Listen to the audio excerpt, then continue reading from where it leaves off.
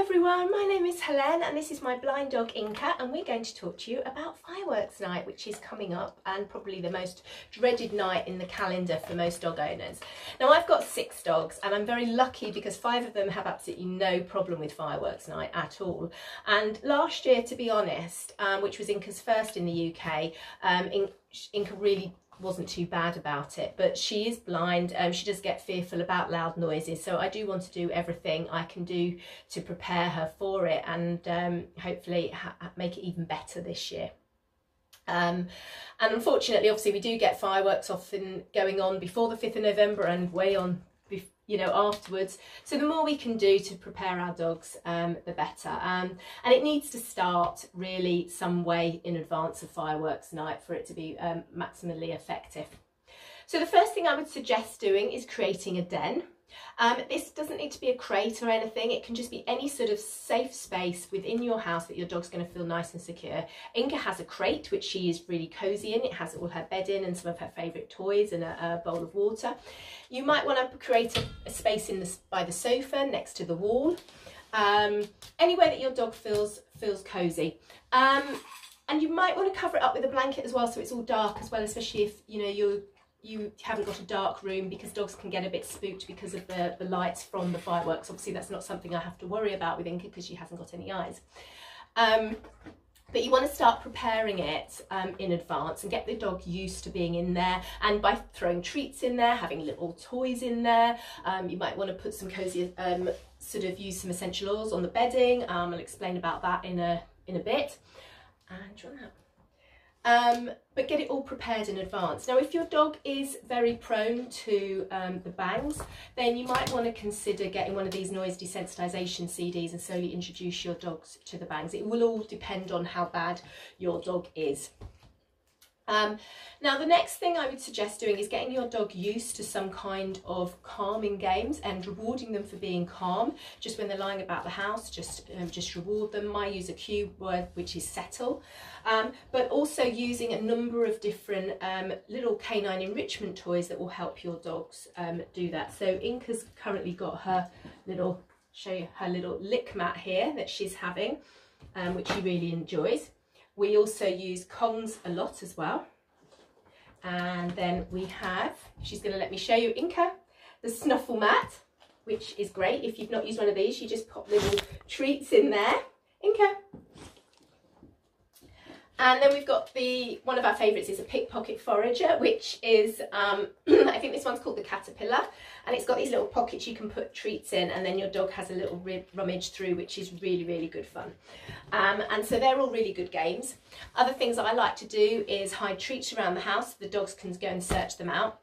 All my dogs are trained with scent work, and so they go out and they'll search for like pieces of Kong or gun oil or catnip on fleece, and I've trained them to do that. There's lots of different trainers around who do that. It's really, really good fun, and again, it's something that you can do in the build up to fireworks night and keep them occupied on the night by searching little trails around your house. And it starts off really by just rewarding them for sniffing the item.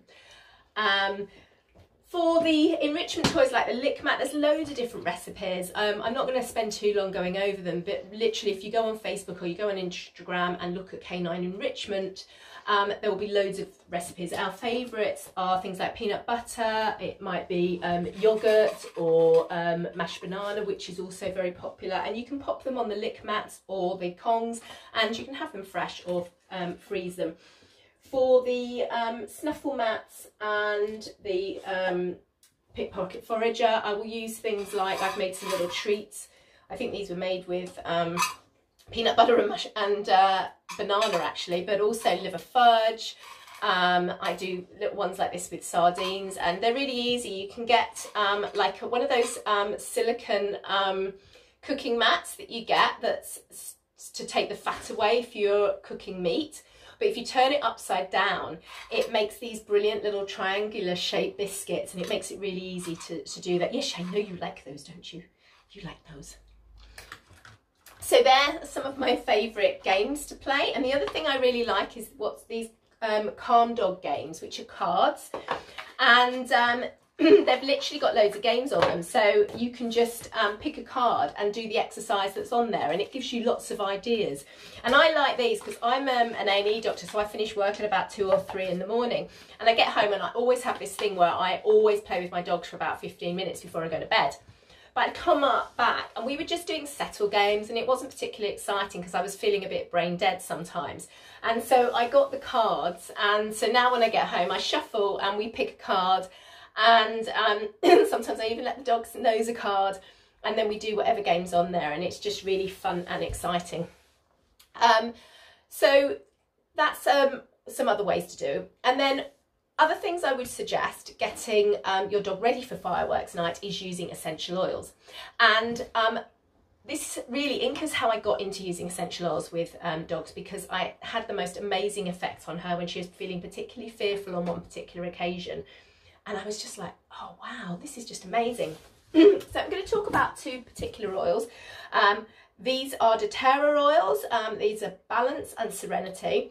They're both beautiful oils that Balance is the grounding blend. It's for calming and making you feel grounded. And then there's also, which one do you want? And then there's Serenity, which is the soothing blend. It's restful. And it's one that's typically used to help sleep. Now, when you're introducing oils to a dog, it's always really good practice to just see how they are with them and offer the oils to them. So I've got the lids on both of these, so I might just want to offer them to Inka. Do you want that? Oh, is that Serenity? Is that the one? Oh, what about Balance? Now, typically I would approach from further away before I did this to her, but I already know how she is with the oils, because what you don't want to be using is an oil that actually freaks your dog out. And most of these, I mean, Balance and Serenity are very well loved by the dogs, and I know that these are all fine, but I would approach from a few meters away, and then once I'd got closer and I'd sussed out how they felt about them, I'd take the lid off. So Inka did pick Serenity, so I'm just going to see, again, I'm just approaching from a distance away and just seeing if she's interested in it. And you have to watch the body language. So she's actually turned away from the oil, so I'm not going to persist in offering it to her. But sometimes you can watch them. They might take a really deep sort of inhalation of it and sneeze. What about Balance? Do you want some Balance? Oh, you want Balance? Is that the one? Is it? You're not sure? Okay.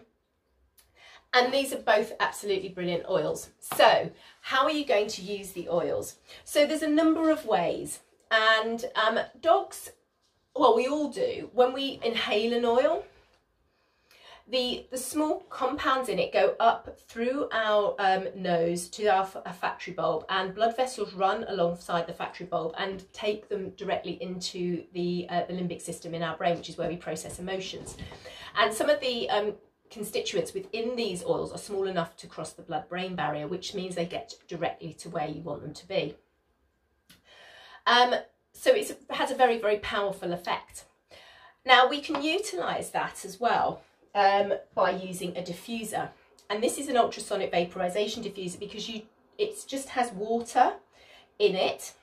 I'll just switch it off and show you. It's just got water in it. You put a few drops in there. You don't need anything more than 4 to 6 drops depending on your room size, and then you can just pop it on and it mists out. You don't want to be heating the oil because that changes the chemical structure and you won't be getting what you need. Now, when diffusing an oil, you always want to make sure that the dog can exit the room, okay, and that's really important. And I would never diffuse an oil unless I checked how the dog felt about the oil, because if you offered an oil to the dog and the dog immediately legged it out of the room, I would never diffuse that oil around the dogs. There are a few oils that shouldn't be used around dogs, but I'm just concentrating on Balance and Serenity, and both of these are absolutely fine. So obviously I'd see what the dog particularly liked. All dogs are different and it can vary from day to day. So, you know, sometimes Inka might want Balance, sometimes she might want Serenity.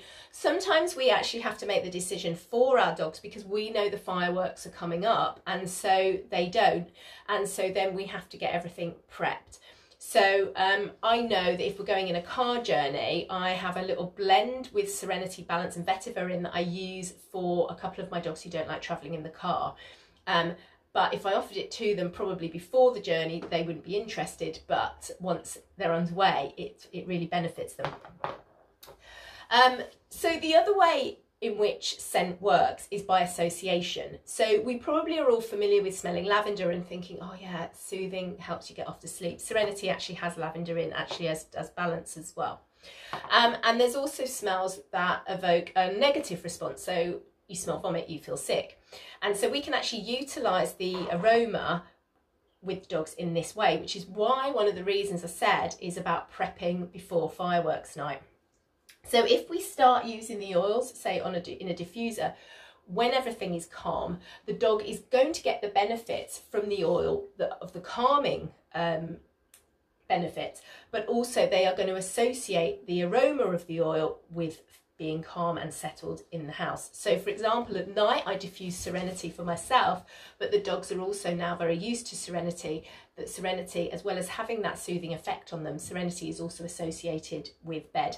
And that's actually how I started using the oil blend that I use in my car, by putting it on the dog's bedding at night, just one drop on the dog's bedding at night, and then I put it in the beds in my van as well. So then they have the association with it, as well as the aroma. So they're used to having it when they sleep. So when they get in the van, they smell the same oil that they're used to for sleep. So obviously with now with balance, there's a number of ways you can offer it. It does depend on the size of your dog, but if you've got a dog that's over about 10 kilos, if not, I would dilute it a bit further with a teaspoon of fractionated coconut oil. But you can just literally pop, either offer it to them to see if they want to inhale it, but another way is just pop a little drop on your finger. You can either put it between the paw pads of your dog, which is their reflex point, so not on the pad but between them, or just on the skin at the back of the neck, where it's just below where the skull is. The skin is quite thin there. It's where all the blood vessels go, taking it up into the brain, and it means that the oil is going to get absorbed into the systemic circulation much quicker there. And so that's a really nice way to use balance. Serenity is fantastic as well. It's, like I said, it's more of a restful blend for your dogs. And the way I use it, or the way it should be used, is you do need to dilute it. So I dilute, depending again on the size of your dog. Inka is about 21 kilograms. So I dilute 1 drop with 10 drops of fractionated coconut oil, which is a very safe carrier oil for your dogs to have. If they were smaller dogs, say about 10 kilograms, I'd be diluting it with 20 drops of fractionated coconut oil. And I tend to have it, this is an old Serenity bottle, and I just have it in a little dropper like that. And I literally am going to use 1 drop in exactly the same way as balance. So I just drop it on my finger. I'd either pop it between the paw pads or on the back of the neck, and just use it like that. You can also pop a little drop on the bedding in the den that you've made, but like I said, you know, find out what oil they go for first, and then slowly introduce it to them over the build up of the weeks going up to fireworks night. On the night in question, start early, start diffusing whatever it is you want to use. Put some oil on their bedding or on them. Let them be a guide. You'll have more experience over, you know, if you start early, over what their their likes and dislikes are. Prep all your little lick mats and Kongs from the freezer so you can get them out. Get all your dog games and a steady supply of treats so you can play with them as well. And another really good thing for fireworks night I found last year as well, it's the first time I'd listened to it, but I've heard so many good things, was Classic FM. And it was a selection of classical music that was chosen by a dog lover, Bill Turnbull. And I had that on throughout the evening, and it was very, very soothing for the dogs.